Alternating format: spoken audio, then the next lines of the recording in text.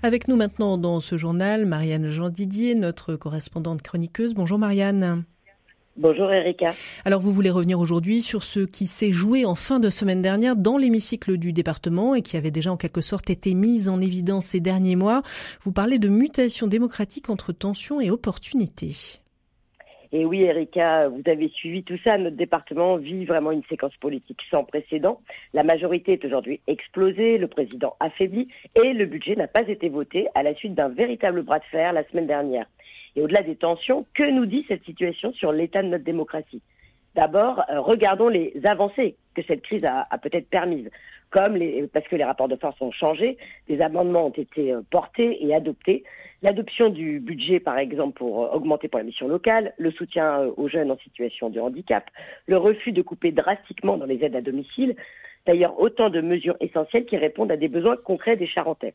Sans cette recomposition politique, aurait-elle été défendue avec autant de vigueur ? Rien n'est moins sûr. Et il y a d'autres enjeux derrière cette crise, selon vous, Marianne ? Et oui, cette crise, Erika, redessine aussi les alliances dans un paysage politique où plus personne ne détient seul la majorité. Le dialogue devient indispensable.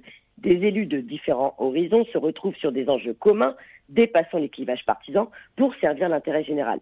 Et puis, il y a cette question fondamentale soulevée par Nicole Bonnefoy, celle de la durabilité. Elle parle de nécessité d'anticiper le changement climatique, d'adapter nos territoires pour qu'ils restent habitables, de prioriser nos actions pour les générations futures. Mais cette notion de durabilité ne concerne-t-elle pas aussi nos institutions ? Une collectivité peut-elle fonctionner si elle n'est pas capable de s'adapter, de résister aux secousses politiques ? Alors Marianne, selon vous, il s'agit en fait de dépasser la crise à l'échelle du conseil départemental et de se projeter autour de valeurs fortes adaptées aux besoins. Et oui, Erika, l'incapacité à faire adopter un budget met en péril la stabilité institutionnelle et souligne la nécessité de bâtir des mécanismes plus résilients, capables de faire face à des contextes politiques mouvants.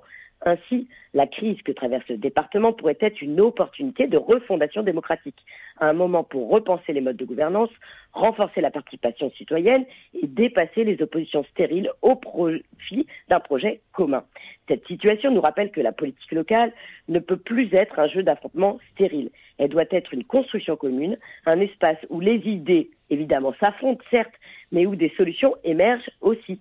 Et pour conclure, je paraphraserai notre sénatrice, préservons nos valeurs républicaines et la construction d'une démocratie vivante fondée sur l'écoute et le respect de tous.